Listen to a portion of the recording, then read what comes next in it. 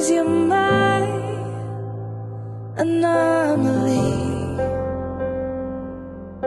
and I'd choose you in 100 lifetimes. I'd choose you in 100 worlds. I'd find you,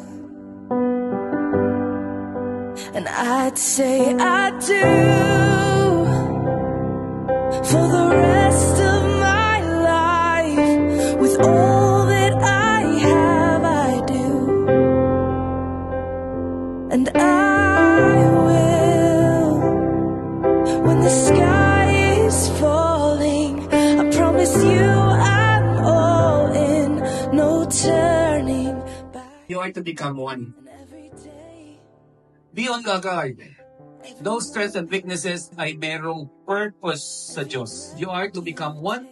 You are to complement one another and complete what the other is lacking. I choose you.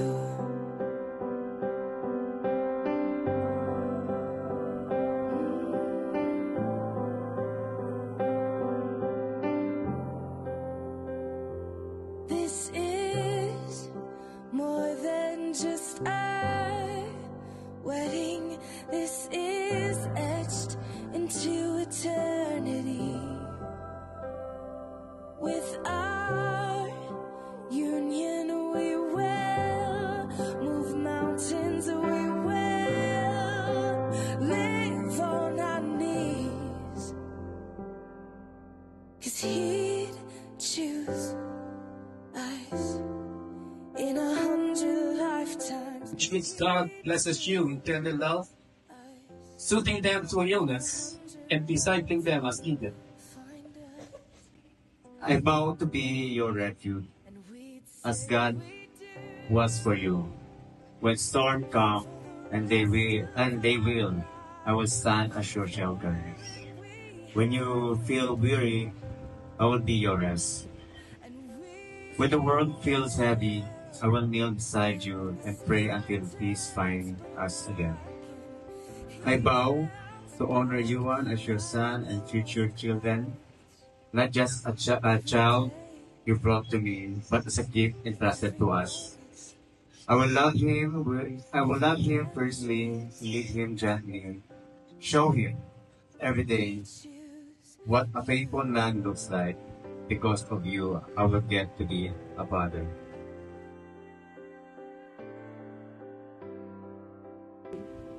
You are my answered prayer. Isang panalangin na matagal ko nang iniiyak sa Diyos. Someone who would love not just me, but also my son, Yuan, wholeheartedly and unconditionally.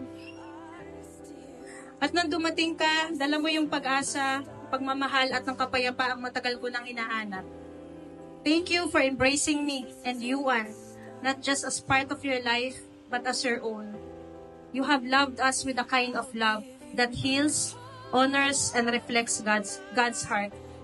Today, Mark, I vow to love you with the same faithfulness that God has shown me. Pangako kong maging katuwang mo sa lahat, sa saya, sa hirap, sa kalusugan at sa karamdaman, sa mga tagumpay at sa mga pagsubok. I promise to honor you, to support your dreams, and to grow with you in faith and love.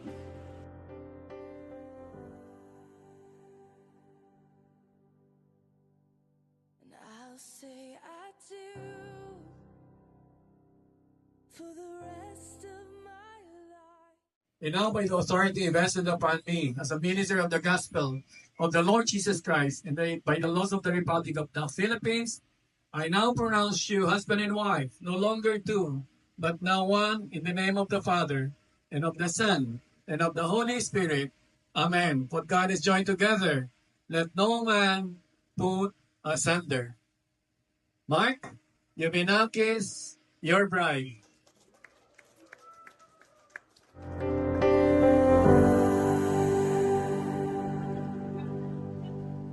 And I'll say I do for the rest of my life. With all that I have, I do. And I will, when the sky is falling, I promise you I'm all in, no turning back. And every day, every moment, and every breath you take,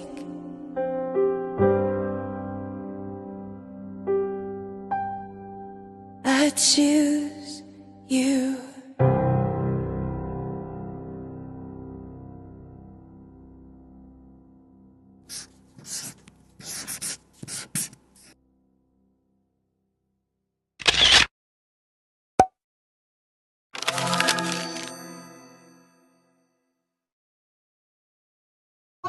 Led by love and centered in Christ. Once again, welcome the newlyweds, Mark and Lady!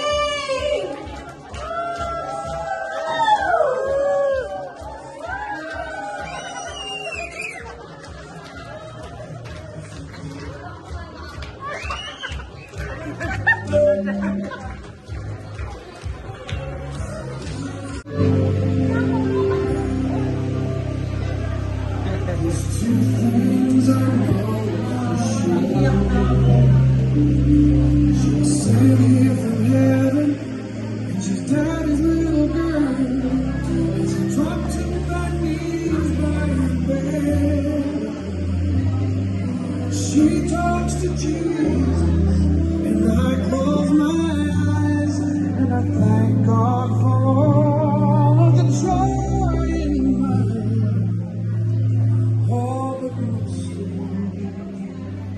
what my life is, time back, so little I found all in her. Beside the mountain, it's my first love. I know the kid looks fine, but I should.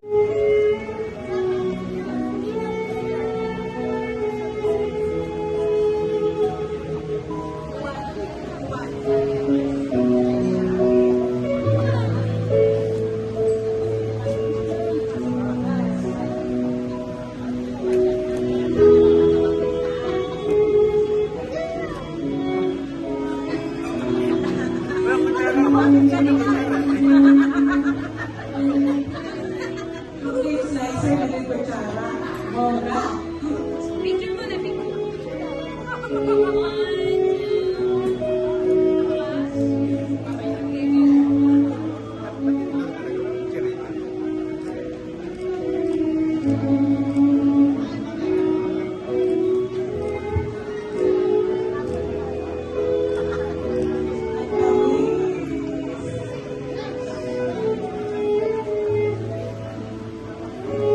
and light to one candle, you're saying that you are no longer independent of each other, but now dependent upon God. And this one candle is symbolic of what your marriage should be. Also, as you live together as one with Jesus, may your life be a light and a guide to others who are seeking the truth. May your life glorify and bring honor to God.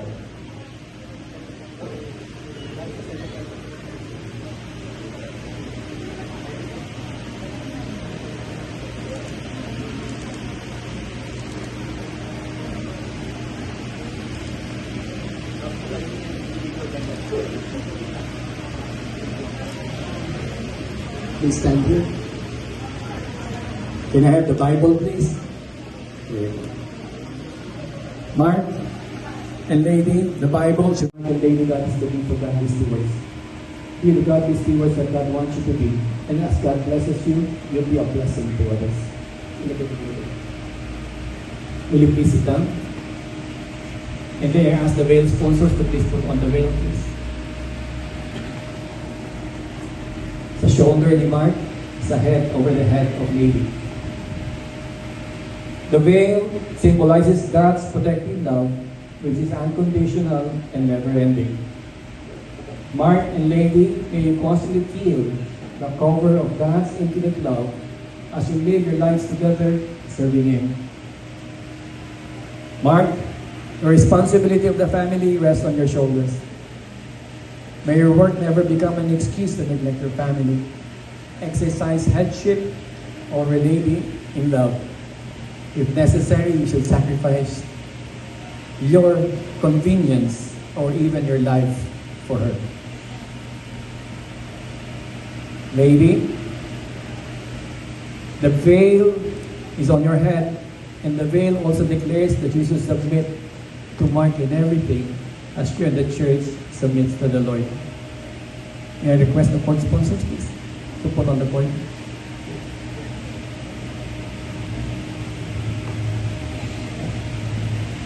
The court serves as a symbol of unity and the binding power of love.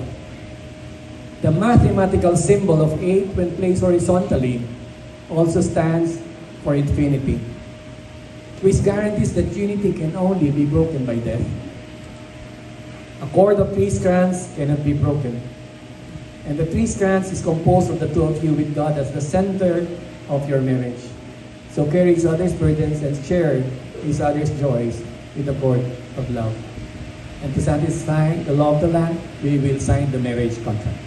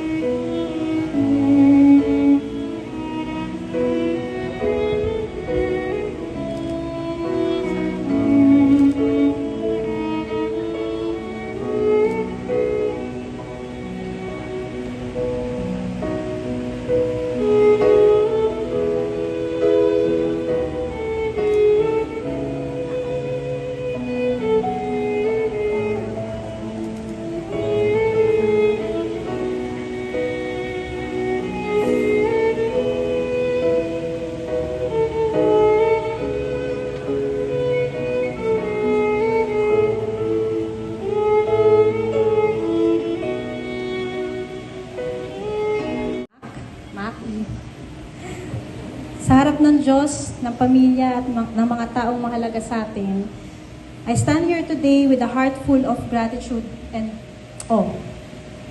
Before, I was just praying to God about you, and now, I'm praying to God with you. I waited for this moment for 8 long years. Years filled with silent prayers, tears no one saw, and heartbreaks that made me wonder if love was still meant for me. But even in those seasons of pain, God was writing something beautiful. And now I understand He was preparing me for you. You are my answered prayer. Isang panalangin na matagal ko nang iniiyak sa Diyos. Someone who would love not just me, but also my son, Yuan, wholeheartedly and unconditionally. At nang dumating ka, dala mo yung pag-asa, pagmamahal at ng kapayapaang matagal ko nang hinahanap. Thank you for embracing me and Yuan, not just as part of your life, but as your own. You have loved us with a kind of love that heals, honors, and reflects God's heart. Today, Mark, I vow to love you with the same faithfulness that God has shown me. Pangako kong maging katuwang mo sa lahat, sa saya, sa hirap, sa kalusugan at sa karamdaman, sa mga tagumpay at sa mga pagsubok. I promise to honor you, to support your dreams, and to grow with you in faith and love. I choose you today and will choose you every day, through every season, through every chapter for the rest of our lives. Mahal na mahal kita, hindi lang bilang aking asawa, kundi bilang biyayang pinagkaloob sa akin ng Diyos. Mark and Lady. Responsible as a mother. Supported din siya sa lahat ng bagay. So, yun nga, sabi mo hanggang ngayon, still supported. So, yan. So, hanggang ngayon, no, kahit hindi ka, hindi,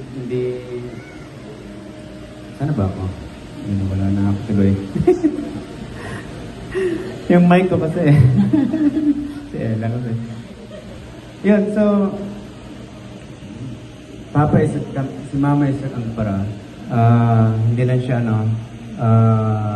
hindi lang niya na-fulfill yung pag-guide niya through, financially, and so, yung importante talaga yung spiritual. I'm so very proud of you, na pinalaki niyo kami. So imagine, 4 po kami. Tapos 3 lalaki.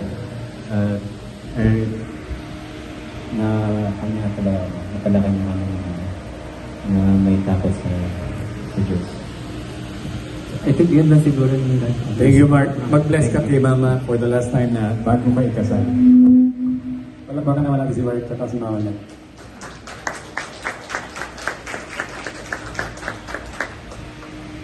Baby.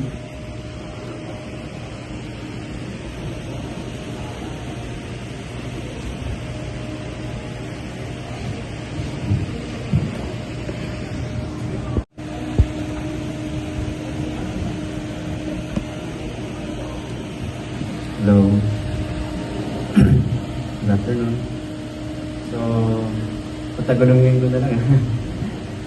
So, sa araw na ngayon, sa araw na ito, so gusto kong i-honor yung mama ko.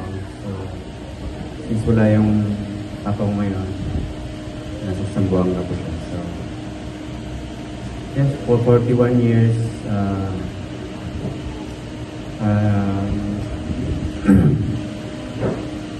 si mama talaga yung nandito ngayon. Until sa getting married, so malaki ko lang tulong niya sa akin. So I really love, first muna yung sa dad ko. So kahit medyo wala akong masabi sa kanya, kasi hindi sa kanya agad na one word lang siya. So parang minsan, meron din ako. Yun. Pero hindi ko na siya masabing nonchalant siya kasi in fact na mas marami pang siyang kaibigan ko sa akin. So, pero pagdating naman nung sasasagan ng masakay ng barko, yung support niya talaga for us, yung financially, wala akong masabi. Yun. Hindi nga na-fulfill ni Papa yung spiritual role, but nagagampanan naman ni Mama yung role na yun. So si Mama parang naging instant ko na rin, father ko na rin. So,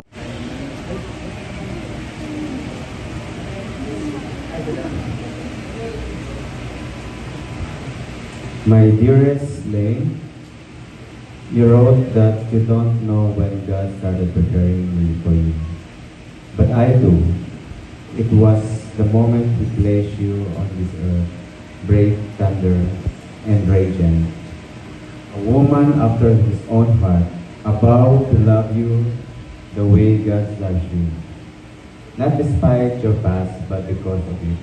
Every tear you cry, every prayer you whisper, He shaped the warrior of grace standing before me today.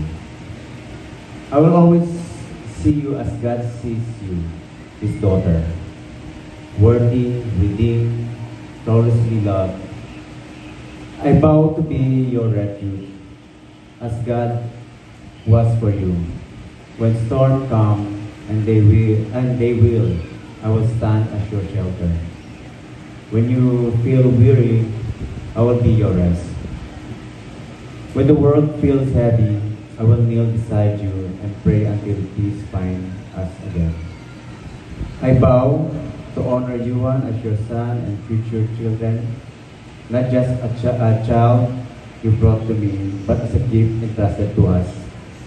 I will love him firstly, lead him gently, show him every day what a faithful man looks like. Because of you, I will get to be a father. That miracle alone, that would be enough. But above all, I vow to build our marriage on Christ. Just as you prayed, let our love reflect His grace. Let our home be a sanctuary where faith grows, forgiveness flows, and His light guides every step we take. Lane, love, God didn't just bring us together. He entwined us, His strength, your strength and my devotion, your past and my future, your prayers and God's promise. For this day until my last breath, I choose you. All of you, exactly as God designed you to be. Love, I love you. The love of our Lord Jesus Christ, always.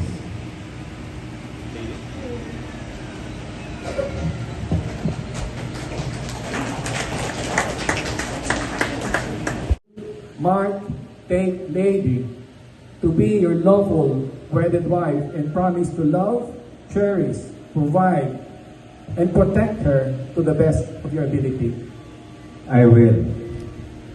Will you promise to lead a godly life and follow Jesus Christ for the rest of your life to the best of your ability, and to be the spiritual leader of your home and be a godly example to your wife, and if God blesses you with children, to raise them up in the knowledge and fear of God according to the Bible? I will. Will you promise to be faithful and not forsake Lady, for better or worse, in good times and in bad times, through joy and sorrow, in good health and in sickness, till death do you part? I will. Mark, will you please turn your palms up so that Lady can see them and hold them in her hands. Lady, look at these hands. These are the hands, young and strong, of the one who has just promised to love and cherish you all the days of your life. These are the hands that will work long hours to earn a living for you and the family with which God blesses you. Well, these are the hands that may sometimes be awkward and clumsy, yet will be gentle as He holds your baby for the first time. These are the hands that will wipe tears from your eyes, that will comfort you in illness and hold you when fear or grief grips your soul. These are the hands that will tenderly lift your chin and brush your cheek and raise your face to look into His eyes, eyes that are filled with His love and desire for you. Lady, the one whose hands you hold is to be your husband. Upon your life, your love, and your devotion, He will lean for strength and inspiration. He will look to you for encouragement, for cheerfulness and confidence. May your life and love be the inspiration that will constantly lead him to greater dependence on the Lord. Will you, lady, take Mark to be your lawful wedded husband and promise to love him unconditionally? I will. Will you promise to submit to your husband in everything with respect and honor and follow Jesus Christ and the Word of God to the best of your ability in being a godly wife to your husband? I will. Will you commit, if God blesses you with children, to raise them up in the knowledge and fear of God according to the Bible? And will you promise to be faithful and not forsake Mark for better or worse, in good times and in bad times, through joy and sorrow, in good health and in sickness, till death do you part? I will. Now both of you once again join your hands together, and as you do, remember that these are the hands that you will lift up in praise to God for the blessings He bestows upon you. And these are the hands that you will need daily to fold in prayer as you pray for each other and for your family as it grows in the years to come. May God remain the central figure of your relationship. May you never take each other for granted.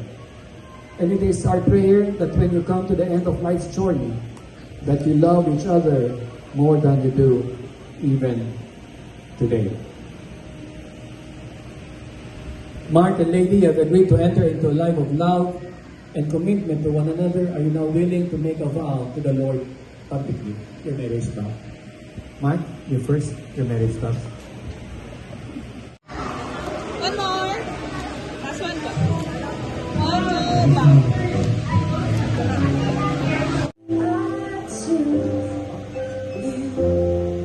In a hundred worlds I found you, and I'd say I do for the rest of my life. With all that I have, I do. And Tingin po dito. Tingin po.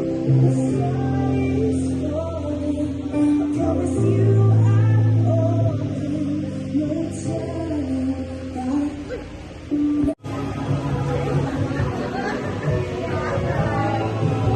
Ready po? 1, 2, one more. Kung meron pa kung gusto One more. Dito na.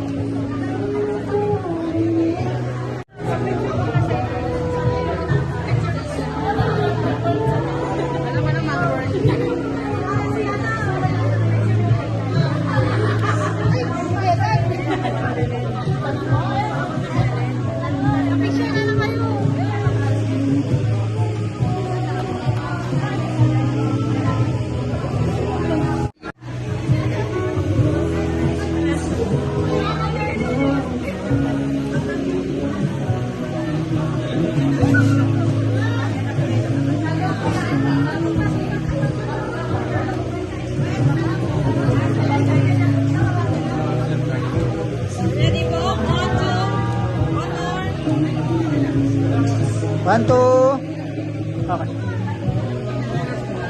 They will still there every day. Bless also their children, and that as Mark and Lady follow you, their children will go up being obedient to them.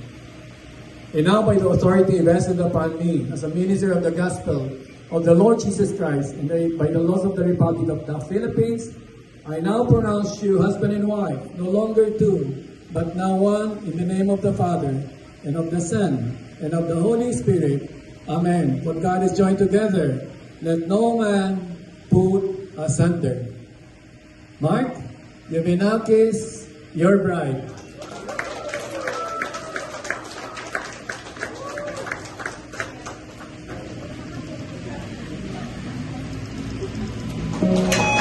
Ladies and gentlemen, may I present to you the newlyweds, Mark and Lady. Bigyan natin ng masigawang palakpakan ng bagong nasaan at palakpakan natin ang ating Panginoon.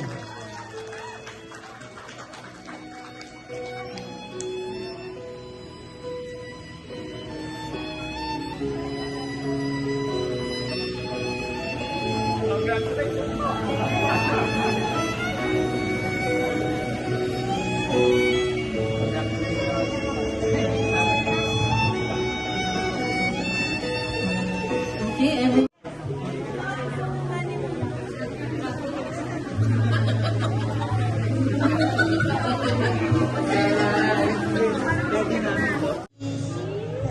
Thank you sa papunta nyo. Yung po yung ibang malalim na yung pinagkalintaan.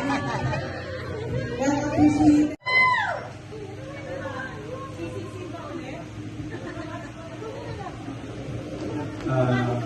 On behalf of Lady and I, so we want to thank you for those who come here. No? Alam kong iba nga, nasa malayo po. RV, sa Kampayan, sa South, at pumunta ng North Island. That's actually, hindi ko rin alam sa iba, no? I know na nasa ibang lugar din na malayo. Hindi niyo pinalampas yung event na ito. Ibig sa Ryan. Ayan. Pampayan, Cavite pa yan. So yun, so nagpapasalamat po ako. And yun din sa blessing for us na we pray for so long na maganda yung panahon. And then if we don't know yung challenges with finances, so we dinideclare na lang namin kay Lord. And that is very faithful talaga for us. Lahat naman po ito. Yun. So, thank you guys for na pumunta dito. Ayun, gusto ko magpasalamat po first of all kay Lord, syempre, for making this happen. Talagang grace lang niya lahat, faithfulness ni Lord sa atin. Ayun, napakadaming, syempre, yung mga preparations namin, sobrang daming pinagdaan, hindi namin, pagod. Praise God. Talagang from the very start, nandun yung kami ng Diyos sa aming dalawa. Sa pag-prepare, sa mga taong tumulong sa amin, yan, lahat. Sila, coordinator, si Gisela, si Ena, sila Jazz, sila Giselle. Sa lahat ng tumulong sa preparation, sa support sa amin.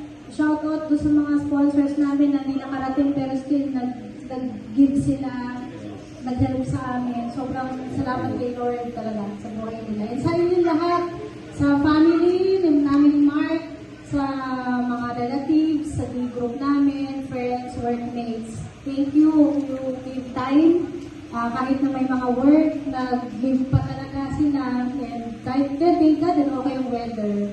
So ayun, salamat kasi sobrang meaningful yung presence nyo. Ayun, sa waiting namin. Ayun. Thank you. Pag pinahirap natin ang selfishness, siya ang magpapaligaya sa akin. Paano pag hindi ka na niya pinaliligaya? Maghahanap ka na ng ibang magpapaligaya sa iyo? At ganon ang nangyayari. Therefore, you are to leave your father and mother. The next principle is you are to cleave to one another. Cleaving is to stick to. Don't allow anything to come between the two of you. Not your work, not money, not your children. Only God, ang Diyos lang ang mamamagitan sa inyo. Dahil remember the triangle, ang Diyos dapat ang nasa sentro. At marami pagkakataon, maraming namamagitan sa buhay mag-asawa. Itong mga namamagitan na ito ang pinag-aawayan nila. As you play to, sabi nga, stick to one another. Therefore, you will offend one another. Pag sinabing cleave to one another, dito papasok ang communication and forgiveness. Dahil maraming magpapahiwalay sa inyo. Kung ang marriage is the oldest institution and closest to the heart of God, at ang nais ng Diyos kayo ay to cleave one another, there is an enemy na paghihiwalayin kayo. Mark, dadating ang pagkakataon ko kontrahin ka ni Lady. Sana hindi madalas. Lady, dadating ang pagkakataon ko kontrahin ka ni Mark. Magkakakontrahan kayo because of differences.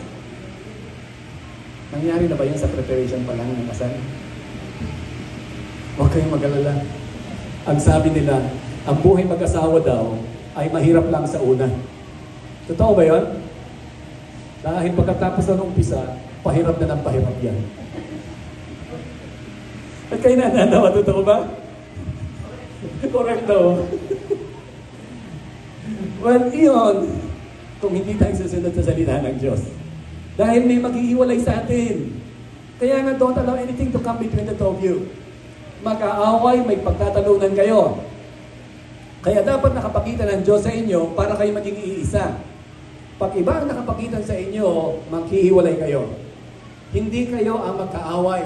Lady, madalas mo sabihin kay Mark, hindi tayo magkaaway. Ganon din naman, Mark, hindi tayo ang magkaaway. Ang kaaway natin ay si Satan. Satan means Diablo. Diablo means divider. Alam niyo ba na ang binasa nating verse, pagkatapos ko binasa yung chapter 2, verse 25, last verse ng chapter 2, which is verse 25, chapter 1 ng verse 1 ng chapter 3, pumasok na ang serpent. Ang kaaway. Devil means diablo, diablo means divider. There are things na gagamitin ng kaaway para paghiwalayin kayo. Ngayon, pag dumating yon, isa sa mga salita nyo, sa vocabulary nyo, pag may heated argument kayo, dadating ba yon? I believe so. Pag dadating yon, pag may heated argument kayo, i-recognize nyo na hindi kayo magkaaway, there's an enemy which is Satan trying to divide you. Pag na-separate kayong mag-asawa, ang mga anak nyo ay madali na niyang paghiwalayin. Kaya pag may heated argument kayo, ang isang word na tatanggalin niyo sa vocabulary niyo ay the word hiwalay. Tanggalin niyo na yon. Never mention yan, even sa pinaka-heated argument ninyo. Dahil ang marriage is permanent for life. Yan ang disenyo ng Diyos. You live your parents, stick to one another, be one. The process of oneness ang end result natin. And the process of oneness is a lifetime. Pagkatapos ito, ipirma kayo, sasabihin mo, lady, papalitan na ang iyong surname. Surname na ni Mark. And then, you will live in one house, one apartment. You will stay in one room, sleep in one bed, on one bed. And then, magkakaroon kayo ng isang billing address. But that is not oneness. Ang oneness is working out your differences. Can you imagine from Zamboanga si Mark, tapos dito naman si Lady? Magkaibang pamilya, magkaibang kilalakihan, upbringing, everything, and then magsasama kayo. You're a totally different person. Kaya ang mag-iisa lang sa inyo ang Panginoon. Ngayon, magkaiba kayo dahil meron kang strength, lady, na weakness ni Mark. Merong strength si Mark na ito ang weakness ni lady. Tingnan niyo mabuti. Lady, ano nagustuhan mo kay Mark? Huwag mo sasabihin. Isipin mo lang. Mark, ano nagustuhan mo kay lady? Sa mga nakaupo, isipin niyo kung ano nagustuhan niyo sa mga napangasawa ninyo. Ang nagustuhan mo sa napangasawa mo ay ang strength niya. Tama ba? Bakit? Dahil weakness mo yun, hinangaan mo siya. Dahil weakness mo, hinangaan mo siya, wow, ang galing naman niya. Pero weakness mo yun. Kaya ka humanga dahil strength na yun. Agree?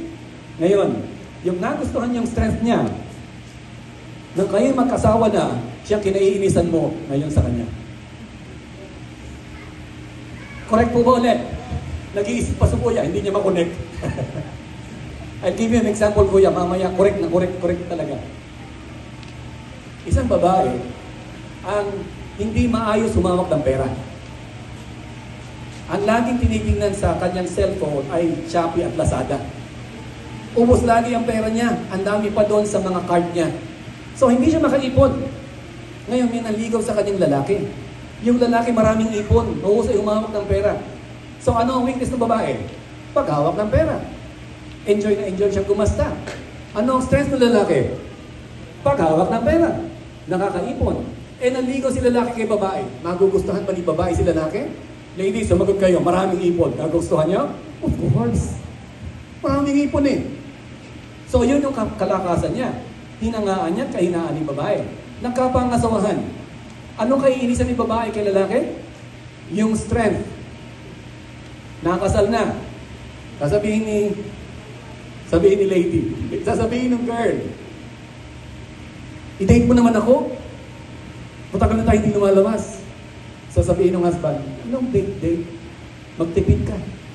Huwag kang gagasta. Marami tayong ulam dyan sa ref. Iinit mo na lang.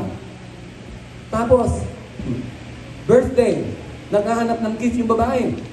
Pupunta sa garden, kukuha doon ng bulaklak. Ito ang gift ko sa iyo. Nakita niyo? Kuya, correct ba? Tipid-tip.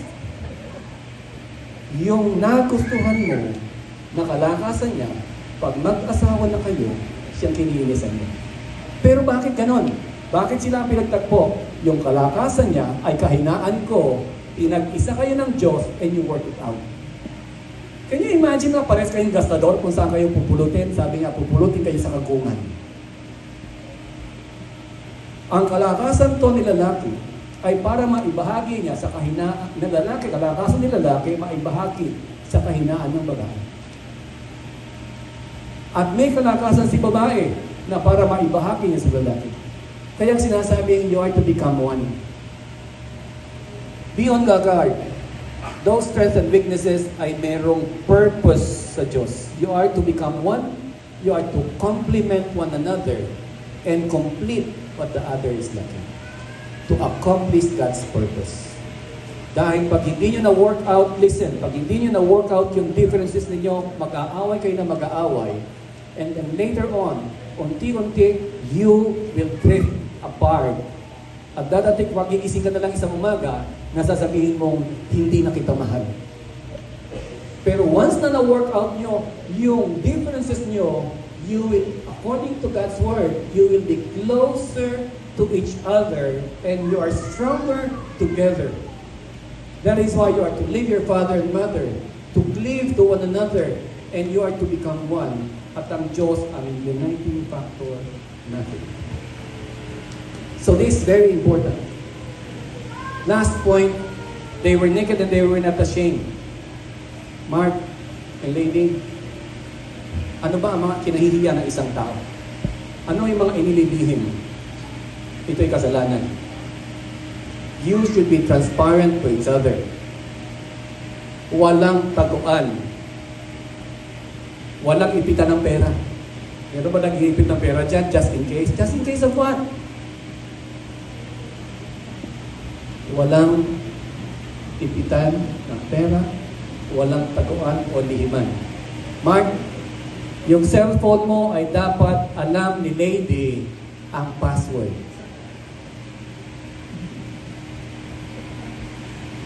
There's something with the ladies na bakit ba kayo curious sa mga cellphone namin mga lalaki? Transparency is so important. Dahil pag walang transparency, may doubt ka kaagad. Nakaka-amaze ba ang salita ng Diyos kung paano magsasucceed ang isang marriage? Yes. Kaya sabi ko, pag sinunod natin to, we will be blessed. Pag hindi natin nasunod ito, there will be consequences. I don't want to give examples dahil look around you, there are many marriages that are falling apart. At kung nag-struggle kayo, go back to the designer. Pag ginawa niyo ito, Mark and lady, you will experience God, you will reflect God's glory, and you will experience the blessing. And I pray na you will multiply and have godly offspring so that your family will reflect God's image. And now, how can you do that? With a manual and of course with the sponsors. Can I ask the sponsors to please stand up? Sponsors. Yung mga sponsors ba? Yeah. To my beloved parents, Papa and Mommy,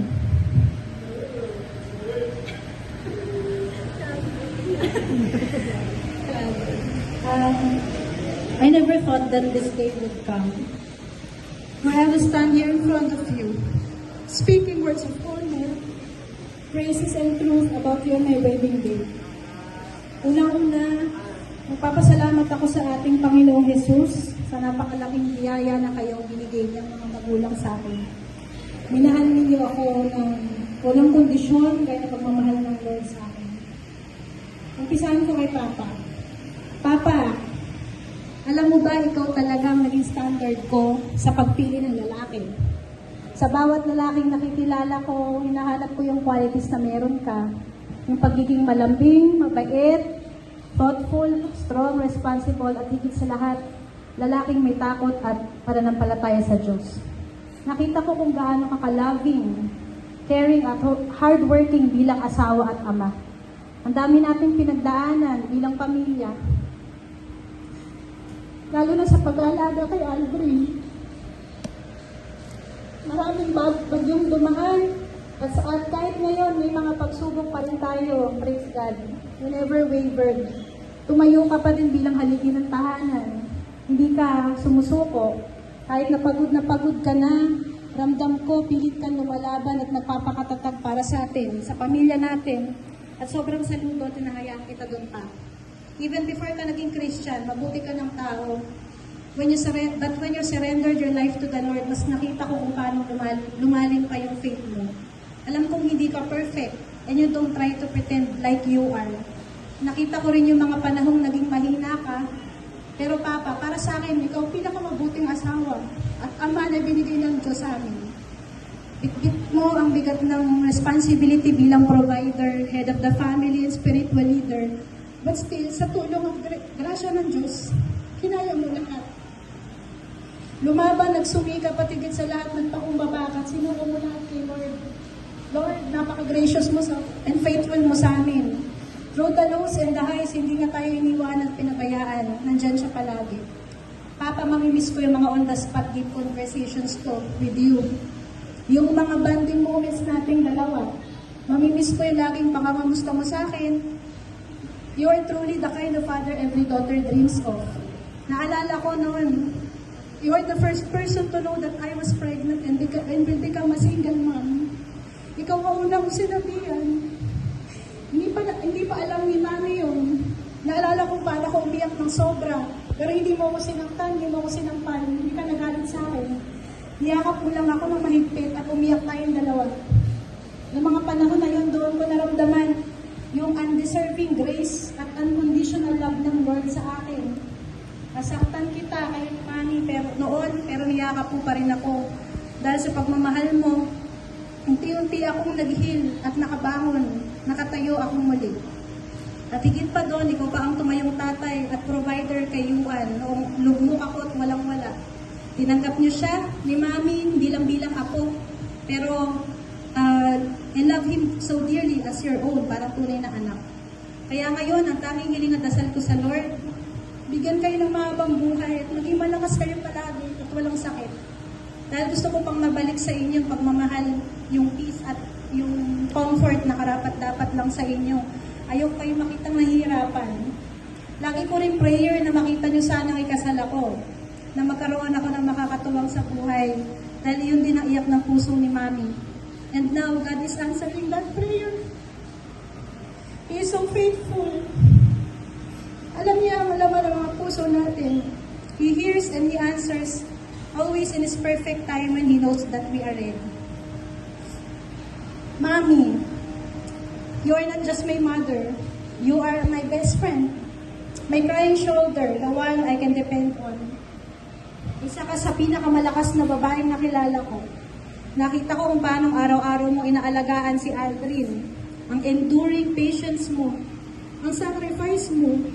Yung lalim ng pagmamahal mo, hindi lang kay Aldrin, kundi pati sa akin. Iniwan mo ang sarili mong mga pangarap, career, trabaho para maging full-time mother. Simula pa nang ipananganak mo ako, naging taong bahay ka lang palagi, asikaso kay Papa, sa aming mga anak, at sa mga gawaing bahay.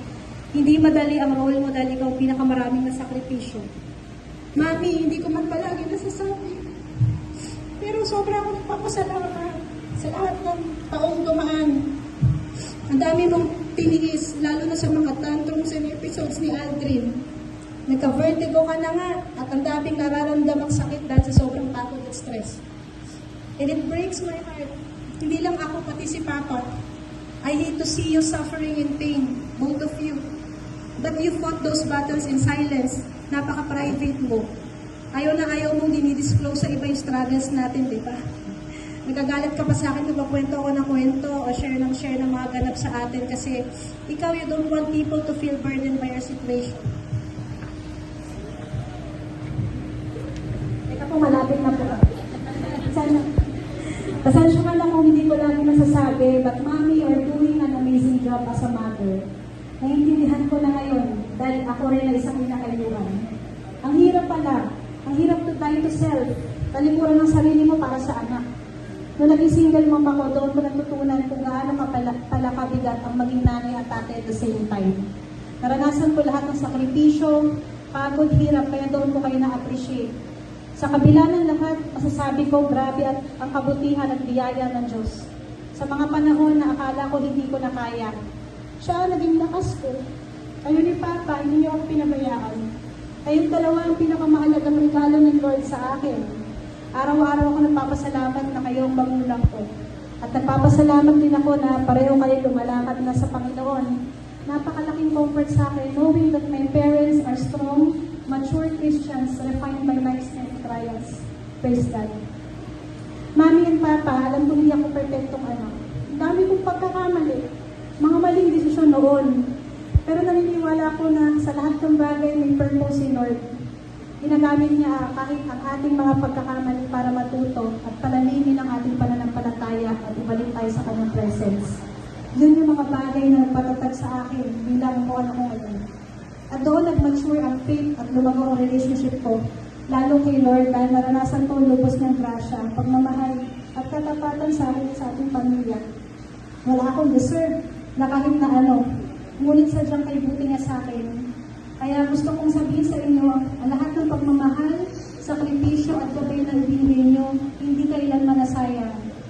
Ngayong mag-aasawa na ako, pangako ko, dadalhin ko sa puso ko lahat ng payo at aral ninyo. I will be a good and responsible wife to Mac, and a loving, caring mother to Yuan and to our future children. Kayong dalawa ang inspirasyon ko kung paano maging matatag, magmahal ng totoo, at hindi sumusuko kahit gaano kahirap man ang buhay. Alam ko rin matagal nyo rin akong pinagdarasal na sana dumating na ang araw na magkaroon ng taong magmamahal at tatanggap sa akin at kayuan ng buong buo. Madalas niyo akong ipag-alala. Paano na si Lady kapag wala na kami? Paano na si Aldrin? Lalo na dahil may iwan sa akin si Aldrin at si Yuan.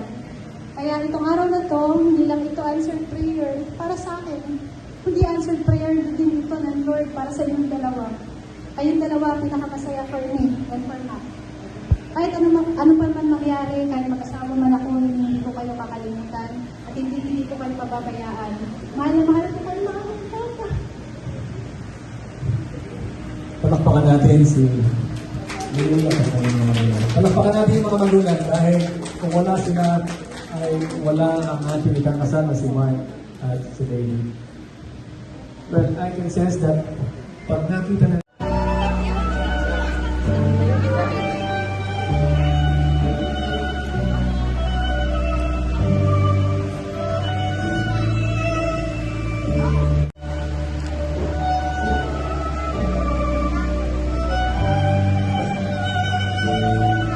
If I need evidence, God is good. Just look at you is enough. And the song my heart is free. You take all the way that God has blessed me.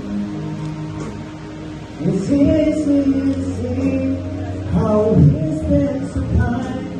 Now I look on my knees, here by my side.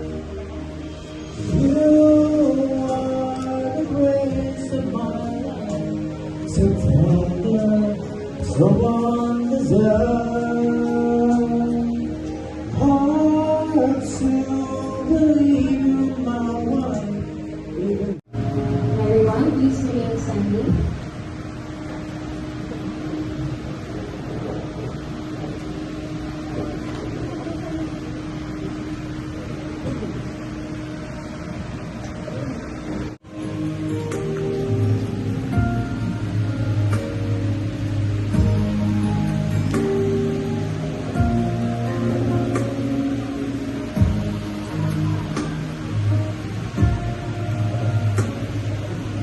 of my life. You raise my life in your at bukas mo pagsimbahan. Habang walang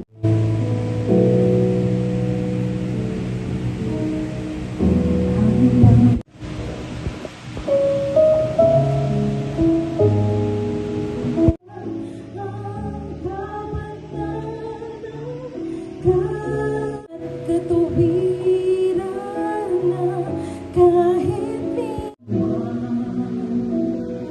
nilakap mo ako sa aking karunan. Inibig mo ako nung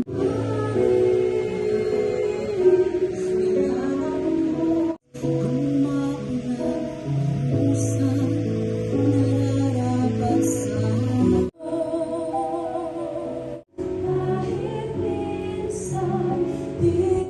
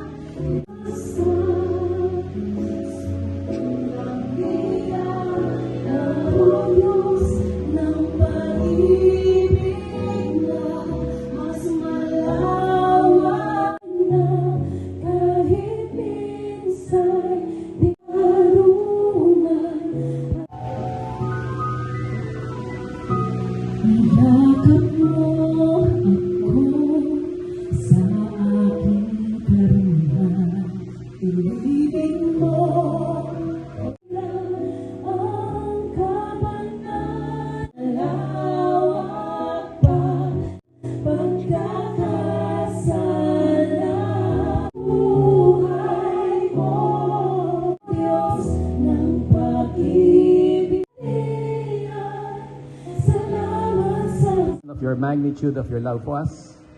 We thank you that in your infinite wisdom and loving way, you have brought Mark and Lady together, their wedding day. But before we proceed, allow me now to ask, is there anyone here who knows of a valid legal reason or just cause or objection why Mark and Lady should not be married? Will you please come forward now or forever hold your peace?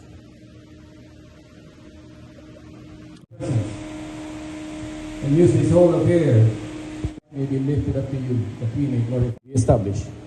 In Jesus' name we pray. Amen. Peace be to you. Close up the flesh at that place. And the Lord God fashioned into a woman the rib which He had taken from the man. And Vision of heavenly. Diba? Mukhang anghel. Kaya lang, yung mga baby mukhang anghel, to survive as husband and wife, but help them make isang babae. Why not tipid? I will, I do. Bilang expression ng pagmamahal, alam niyo ba na I will and I do is not just confirmation? It is a commitment. Commitment for life. Pero alam niyo ba na mayroong unang nag-I do sa sangkatauhan? Unang nagbigay, nagpadama ng pagmamahal. Ito ay ang Diyos. Kailan first time na talagang in-express ng Diyos ang pagmamahal niya? Sa Garden of Eden. Ang Diyos na nag-create ng lahat, ipinagkaloob lahat para kay Adan at kay Eva dahil it's an expression of God's love of provision and sustenance, sustaining them for them to be successful. Ibinuhos ng Diyos Ama ang pagmamahal kay Adam at kay Eve. That's the first I do ng Diyos sa sangkatauhan. Ano ang nire-request ng Diyos kay Adam at kay Eve? Na suklian, tumugon ng pag-ibig sa Diyos by obeying God.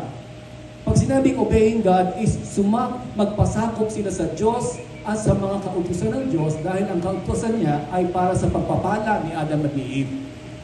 Kaya meron din pinagbawal. Kaya lang, tumugon ba si Adam at si Eve sa pag-ibig ng Diyos? Actually, ni-reject sa'yo. Separated because of our sins. But hindi sa Diyos. Kaya sila pinalayas. Diyan na kayo. Stay there. And in front of a holy God, He is the designer of marriage. Mark and Lady would now like you to witness their public affirmation of love for one another before God. And as an expression of your hearts are bound together in love, I ask you hold each other's hands. And Mark, please take down so you can see them.